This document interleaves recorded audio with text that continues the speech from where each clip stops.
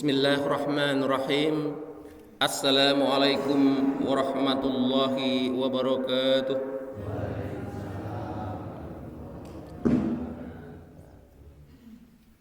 Innal hamdalillah nahmaduhu wa nasta'inuhu wa nastahdihi wa na'udzu billahi min shururi anfusina wa sayyiati a'malina. من يهد الله فلا مضل له ومن يضلله فلا هادي له أشهد أن لا إله إلا الله وحده لا شريك له وأشهد أن محمدا عبده ورسوله اللهم صل على سيدنا محمد وعلى آله وصحبه أجمعين أما بعد. Dumateng ingkang kawula hormati panjenenganipun Bapak Muhjabar selaku takmir Masjid Al-Muttaqin, masjid ingkang kita tresnani menika, atulallahu umrahu wa nafa'anallahu bi'ulumihi insyaallah. Mudah-mudahan Allah memberikan keafiatan, kesehatan, panjang umur kepada beliau sehingga kita senantiasa mendapatkan manfaat-manfaat dari ilmu-ilmu beliau insyaallah. Amin Allahumma. Alhamdulillah hadir ugi ahad enjang menika panjenenganipun Bapak Sunardi selaku Ketua Muhammadiyah Ranting Murangan. Mugi-mugi Allah ugi maringi kelancaran, kesehatan, kemudahan di dalam melaksanakan tugas-tugas beliau. Amin Allahumma amin. Para rawuh sedaya, para bapak saha para ibu ingkang boten saged kawula sebataken setunggal menapa setunggalipun, insyaallah kita sedaya dipun rahmati Allah Subhanahu wa taala. Para rawuh sedaya ingkang kula hormati, ingkang sepindah, semoga kula panjenengan sedaya ngujukaken raos puja saha puji syukur kita dumateng Allah Subhanahu wa taala ingkang sampun maringi dumateng kula panjenengan sedaya mapinten-pinten kesehatan, kenikmatan, sehingga alhamdulillah ahad pagi menika tasih pinaringan sempat nggih menika tholabul ilmi wonten Masjid Al-Muttaqin ingkang kita tresnani menika. Selawat ugi salam dumateng junjungan kita Nabi Agung Nabi Muhammad sallallahu alaihi wasallam ingkang kita tenggo-tenggo syafaatipun benjang yaumil kiamah. Para rawuh sedaya ingkang kula hormati, ilmu niku sangat penting, apalagi ilmu agama. Dengan ilmu agama ini insyaallah kita akan dimudahkan jalan kita menuju surga. Amin Allah. Ibarat kita mau pergi ke Jakarta, kalau kita tahu jalannya, tahu ilmunya, apakah ilmunya dengan melihat Google Map lewat HP, oh Jakarta, kita klik Jakarta, oh jalannya ke sana, atau dengan melihat tomrang, kita di jalan lihat, oh ada tomrang ke Jakarta, kadang tidak ada tulisan Jakarta, tulisannya Cirebon. Loh, mana Jakartanya? Ya ke Cirebon itu, karena Cirebon adalah di barat, nanti semakin ke barat akan sampai Jakarta. Tapi kalau kita tidak punya ilmu ini, kita tidak bisa membaca Google Map, kita tidak bisa membaca tomrang, kira-kira kita disuruh ke Jakarta sampai napa mboten niku? Malah bingung. Nah, ini ibaratnya kalau kita tahu ilmunya, maka sabda Nabi, man salaka tariqan yaltamisu bihi ilman sahalallahu lahu bihi tariqan ilal jannah. Barang siapa yang keluar meniti jalan untuk menuntut ilmu, kita keluar dari rumah untuk menuntut ilmu agama, insyaallah dimudahkan jalannya ke surga. Sebab kita tahu nanti ilmunya bagaimana berinteraksi dengan Allah, kita tahu ilmunya bagaimana kita beribadah dengan baik, dan seterusnya dan seterusnya. Nah, inilah makna bagaimana Allah memberikan kemudahan bagi siapa saja yang menuntut ilmu agama menuju surganya. Amin Allahumma amin. Para rawuh sedaya ingkang kula hormati, melanjutkan apa yang kita sampaikan di kajian Ahad lalu. Allah Subhanahu wa taala berfirman, laqad kana lakum fi rasulillahi uswatun hasanatun. Telah ada pada diri Rasul itu uswah, tauladan. Tauladan yang bagaimana? Yang baik. Maka kemudian diterangkan di dalam Musnad Asy-Syafi'i, laqad kana lakum fi rasulillahi uswatun hasanatun, maknanya fattabi'uhu. Ada teladan-teladan yang baik dari Kanjeng Nabi Muhammad sallallahu alaihi wasallam. Maka fattabi'uhu, ikutilah teladan-teladan itu. Kita telah contohkan bahkan bagaimana sahabat Umar bin Khattab radhiyallahu anhu ingin seperti Nabi Muhammad sallallahu alaihi wasallam, mengikuti teladan Nabi Muhammad sallallahu alaihi wasallam. Saya akan bacakan bagaimana teladan Nabi Muhammad sallallahu alaihi wasallam di dalam kitab Sahih Al-Bukhari. Ada seorang yang namanya Al-Aswad. Ia bertanya kepada Sayyidah Aisyah, "Maka Nabi sallallahu alaihi wasallam yasna'u fi ahlihi?" Kata orang ini tadi, ia bertanya kepada Sayyidah Aisyah, apa yang dilakukan oleh Nabi Muhammad sallallahu alaihi wasallam di tengah keluarganya? Artinya, kalau Nabi Muhammad sallallahu alaihi wasallam tidak di luar rumah, tidak berdakwah, tidak perang, tidak bersama sahabatnya, tidak mengajar sahabatnya, di rumah, apa yang dilakukan oleh Nabi Muhammad SAW? Tanya Al-Aswad ini kepada Sayyidah Aisyah. Qalat, ia kemudian menjawab, Sayyidah Aisyah menjawab, kana fi mihnati ahlihi. Kanjeng Nabi Muhammad sallallahu alaihi wasallam itu membantu mihnah, itu pekerjaan utama itu mihnah. Kanjeng Nabi Muhammad itu membantu pekerjaan rumah. Fa idza hadaratis shalah qama ila sholati. Kemudian ketika datang waktu sholat, beliau kemudian bersegera untuk sholat. Jadi kalau di rumah tidak diam Kanjeng Nabi, tapi membantu pekerjaan rumah. Para rawuh ingkang hormati, bahkan di dalam kitab At-Tabaqat Al-Kubra dijelaskan, maka Rasulullah sallallahu alaihi wasallam yasna'u fi baiti. Sayyidah Aisyah ditanya, apa yang dilakukan oleh Nabi Muhammad sallallahu alaihi wasallam di rumahnya? Qalat, ia mengatakan, kana yakhitu thawbahu. Nabi Muhammad itu menjahit bajunya. Terus kalau ada baju yang sudah sobek, tidak membeli yang baru, tapi dijahit. Dijahit siapa? Sendiri.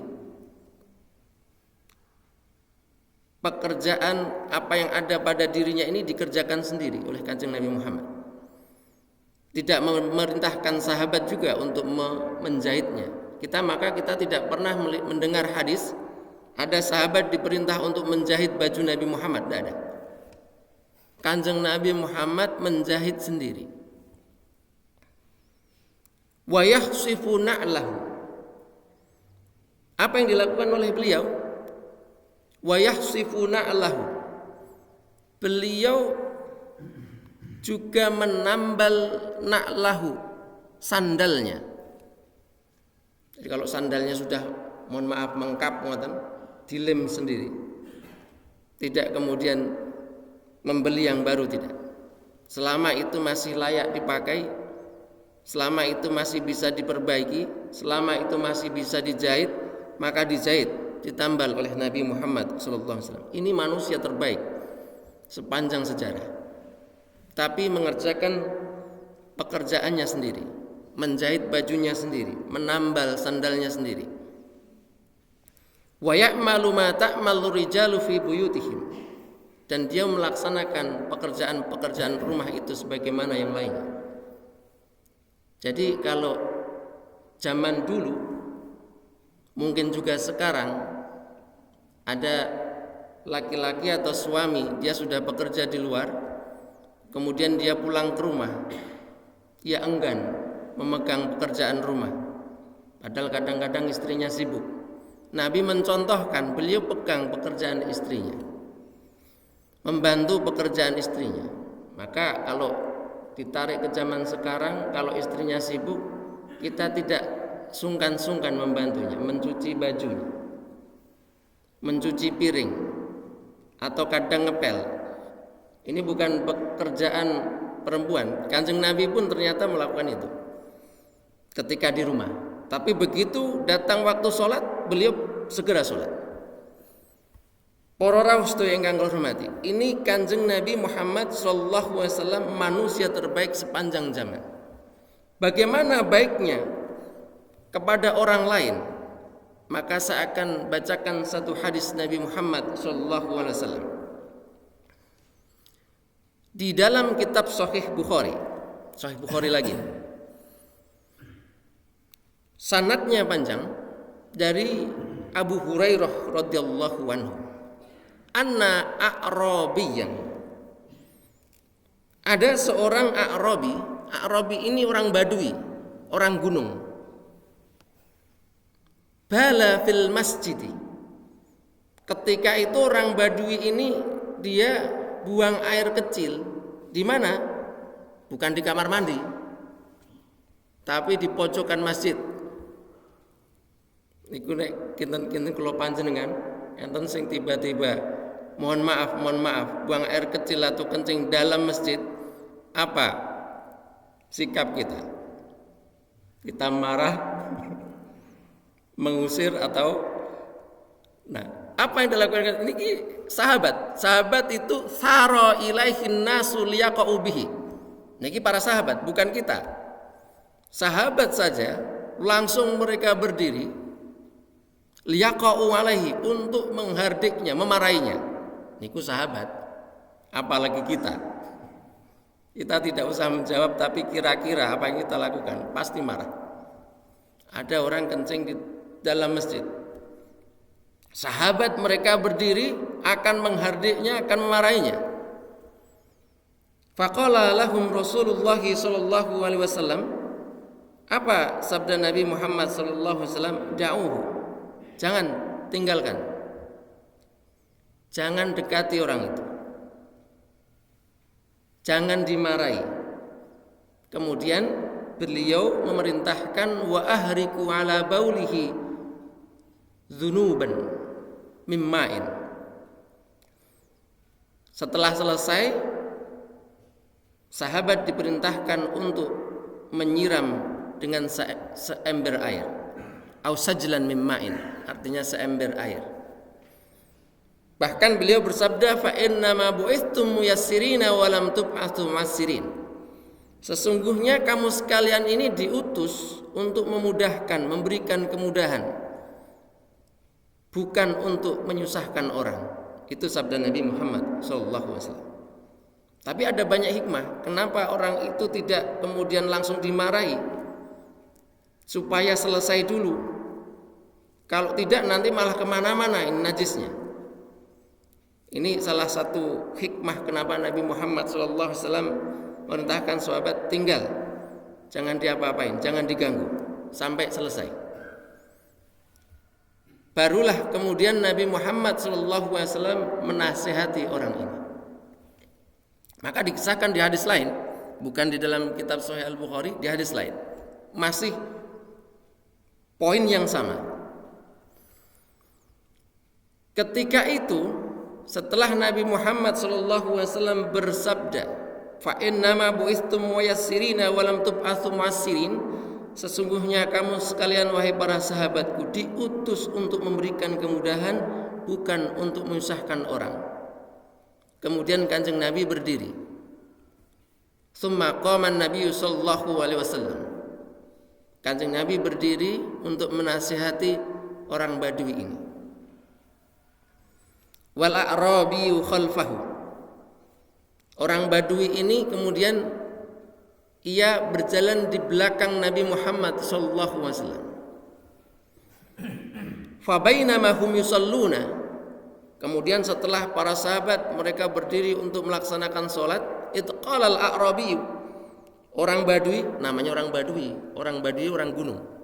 Maka dari segi aspek sopan santun dan lain sebagainya orang gunung, maka masih kurang berpendidikan ketika itu. Ketika sahabat mereka berdiri untuk melaksanakan sholat, orang A'rabi ini malah berdoa. Apa doanya? Allahumma arhamni Muhammadan, ya Allah berikan kasih sayangmu kepada Muhammad, katanya. Allahumma arhamni wa Muhammadan, ya Allah berikan kasih sayangmu kepadaku dan Muhammad. Wala tarham ma'na ahadan, tidak usah engkau berikan kepada yang lain ya Allah, karena yang lain galak. Nabi Muhammad baik, maka cukup engkau berikan kepadaku dan Nabi Muhammad saja ya Allah. Ini doa orang Arabi. Falamman sarafa Rasulullah sallallahu alaihi wasallam, ketika selesai sholat, Nabi Muhammad kemudian memberikan nasihat kepada orang Badui ini, laqad tahajjarta wasian, wahai orang Badui, engkau telah menyempitkan suatu yang luas. Rahmat Allah itu untuk segala alam, bukan hanya kepadaku, bukan hanya kepadamu. Maka kemudian dinasihati oleh Nabi, diajari oleh Nabi Muhammad sallallahu alaihi wasallam. Ini sifat Nabi Muhammad sallallahu alaihi wasallam, kelembutan Nabi Muhammad sallallahu alaihi wasallam.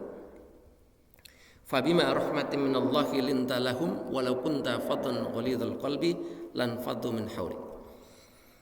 Ada kisah yang lain yang kemudian ini di dalam kisah ini memunculkan perbedaan pendapat di antara ulama. Apa itu perbedaan pendapat ulama? Perbedaan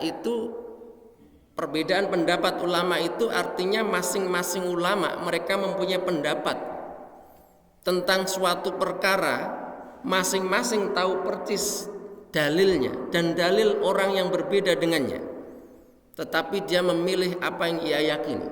Ini perbedaan pendapat ulama. Akhirnya yang muncul adalah saling menghormati. Nah, itu perbedaan pendapat ulama dan perbedaan pendapat yang bukan ulama. Yang bukan ulama bisa jadi dia tahu satu sisi saja tanpa tahu dari sisi yang lain, sehingga kadang-kadang terjadi salah paham antara perbedaan pendapat tersebut. Para rawuh sedaya ingkang kula hormati, bagaimana cara meluruskan shaf salat? Ini yang sering kita temui di masyarakat atau di dalam praktek ketika kita mau sholat. Saya itu sering sholat karena tidak saja di Murangan, di beberapa tempat begitu. Ketika sholat, kadang-kadang kaki saya ini dikejar. Jadi begini, nanti setelah rakaat kedua dikejar lagi. Saya agak ke sini, dikejar lagi. Kadang sampai kekinjak. Tapi di beberapa tempat ketika saya sholat tidak ada mengejar, jadi tidak rapat. Nah, ini yang benar yang mana ini? Baik, ada 3 pendapat berdasarkan satu hadis saja. Di dalam kitab Sahih Al-Bukhari, dalilnya dari Sahih Al-Bukhari, dari sahabat Anas bin Malik radhiyallahu anhu, anin Nabi sallallahu alaihi wasallam, Nabi Muhammad bersabda, aqimus sufufakum, luruskan shaf, aqimu sufufakum. Jadi ketika Kanjeng Nabi mengimami itu, beliau memerintahkan para sahabat untuk meluruskan shaf sebelum dimulai sholat. Kenapa Kanjeng Nabi memerintahkan itu? Beliau mengatakan, fa inni arakum min wara'i dhahri, karena aku melihat kamu sekalian dari belakang tubuhku, dari belakang punggungku. Ketika ada perintah wa aqimu sufufakum, bagaimana prakteknya sahabat? Maka di sini terangkan di dalam kitab Sahih Al-Bukhari, wa kana ahaduna ada salah seorang dari antara kita yulziqu. Yulziqu itu artinya merapatkan, menempelkan. Apa yang ditempelkan? Mangkibahu bi mangkibi sahibi. Pundak dan pundak temannya. Artinya yang di sampingnya. Wa qadamahu bi qadamihi. Dan yang ditempelkan apalagi? Kaki dengan kaki. Nempel. Jadi ketika ada perintah aqimu sufufakum, kemudian menempelkan. Yang ditempelkan pundak dan juga kaki. Dari satu hadis ini ada 3 pendapat. Yang pertama, wajibnya untuk menempelkan kaki dan pundak. Kapan? Tidak hanya di saat pertama kita mau melaksanakan sholat, tapi sampai nanti rakaat kedua sampai akhir. Jadi nanti cari lagi kaki yang lain untuk supaya rapat. Ini pendapat yang pertama. Pendapat yang kedua, aqimu sufufakum. Kemudian ada sahabat yang menempelkan tadi. Pendapat yang kedua, hanya di rakaat yang pertama saja. Pendapat yang pertama wajib. Kapan? Baik itu rakaat pertama mau sholat, kemudian rakaat kedua dan seterusnya. Yang kedua masih berdasarkan satu hadis saja, rakaat pertama saja. Pendapat yang ketiga tidak mesti menempelkan kaki. Loh, di situ ada kata ahaduna yulziqu. Kan ada sahabat di situ yang menempelkan kaki dengan kaki. Ulama yang memahami tidak wajib menempelkan ini boleh, tapi tidak wajib. Itu berpendapat di sini yang mempraktekkan itu satu sahabat saja. Karena lafalnya ahaduna. Yang lain tidak. Salah satu sahabat menempelkan kaki dengan kaki. Berarti yang lain tidak. Maka pendapat yang terakhir ini mengatakan tidak wajib untuk menempelkan kaki dengan kaki. Nah, para rawuh sedaya ini perbedaan pendapat ulama. Nah, bagaimana kita mempraktekannya? Monggo kerso, karena ada satu dalil bisa dipahami dengan perbedaan 3 pendapat ulama. Para rawuh sedaya ingkang hormati. Ada lagi tentang perbedaan pendapat ulama, apakah kalau dia itu makan daging unta, kalau di sini tidak ada daging unta, kalau di Arab Saudi. Apakah setelah makan daging unta itu wajib untuk wudhu atau tidak? Diterangkan di dalam kitab Syarah Sunan Ibnu Majah yang menerangkan Al-Imam Jalaluddin Asyuti. Min luhumil ibil, dari makan daging unta. Ikhtalafal ulama'u fi akli luhumil juzuri. Ada perbedaan pendapat ulama tentang orang yang makan daging unta. Fadhahabal aktsarun, mayoritas ulama ila annahu la yanqudul wudu'a. Ketika kita makan daging unta itu tidak membatalkan wudu. Yang berpendapat seperti ini siapa? Wa mimman dhahaba ilahi al-khulafa al-arba'ah, yaitu khulafaur rasyidun, dari Abu Bakar, Sayyidina Umar, kemudian Sayyidina Utsman bin Khattab, kemudian Sayyidina Ali. Itu berpendapat ketika kita makan daging unta tidak wajib untuk melaksanakan wudu. Termasuk nanti ada Ibnu Mas'ud, wa Ubay bin Ka'bin, wa Ibnu Abbas juga, wa Abu Darda, wa Abu Talhah, wa jamaahirut tabi'in, dan juga mayoritas tabi'in, termasuk di dalamnya Imam Malik, ada Abu Hanifah, ada Imam Syafi'i. 3 madhab itu mengatakan tidak wajib untuk wudu ketika kita makan daging unta. Tapi ada juga yang mengatakan wajib, membatalkan wudu maknanya. Wa dhahaba ila inqidha'il wudu'i bihi. Siapa? Ahmad bin Hanbal. Imam Ahmad bin Hambal mengatakan batal wudu dan juga banyak kemudian yang mengikutinya. Dalilnya padahal satu saja, tapi terjadi perbedaan pendapat ulama. Apa itu? Kanjeng Nabi ditanya, wasu'ila anil wudu'i fi luhumil ibil. Beliau ditanya tentang apakah wudu bagi orang yang makan daging onta. Faqala, kemudian Nabi bersabda, tawaddau, wudulah. Jadi redaksi hadis ini ketika ditanya Kanjeng Nabi apakah wudu kalau kita makan daging unta, Kanjeng Nabi bersabda wudu, berarti perintah. Tetapi ketika beliau ditanya wasu'ila anil wudu'i min luhumil ghanami, apakah kita harus wudu ketika kita makan daging kambing? Beliau mengatakan in syi'ta fatawadda, kalau mau wudu, wa in syi'ta fala, kalau enggak usah, enggak apa-apa. Redaksi hadis ini perintah. Nah, perintah inilah, tetapi kenapa mayoritas ulama kemudian mereka tidak wudu, berpendapat kalau tidak wajib wudu, padahal ini perintah. Imam Ahmad bin Hambal mengatakan wajib wudu karena berdasarkan redaksi teksnya. Secara tekstual, tawaddu'u, perintah untuk wudu, wudulah, maka kemudian wajib wudu.